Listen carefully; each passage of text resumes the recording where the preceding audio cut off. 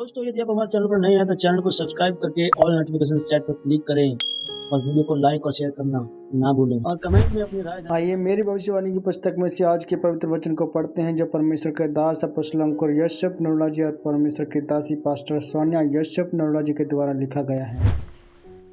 परमेश्वर की चीजों को पहचाने, जैसे उत्पत्ति 25:33 में लिखा है, याकूब ने कहा, मुझसे अब भी शपथ खा। अतः उसने उससे शपथ खाई और अपना पहिलौठे का अधिकार याकूब के हाथ बेच डाला। मेरे प्रियो, आप अपने जीवन में परमेश्वर की चीजों की क्या मूल्य रखते हैं? जब आदम और हवा ने फल खाया था तो वह कोई बहुत बड़ा पाप नहीं था।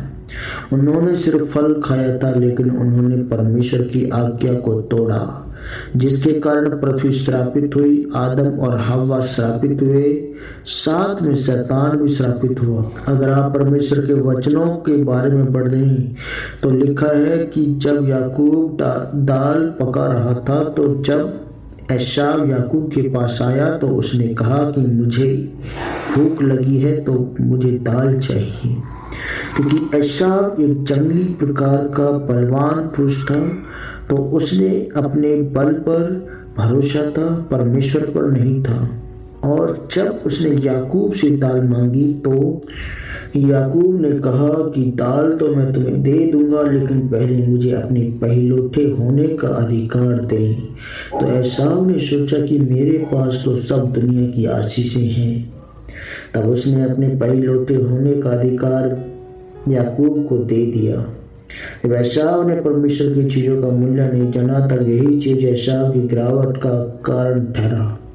और इसी कारण यीशु मसीह की वंशावली एसाव से निकलकर याकूब के साथ जुड़ गई। फिर उससे अब्राहम, इसहाक और याकूब का परमेश्वर कहा गया, जबकि अब्राहम, इसहाक और एसाव का परमेश्वर होना चाहिए था।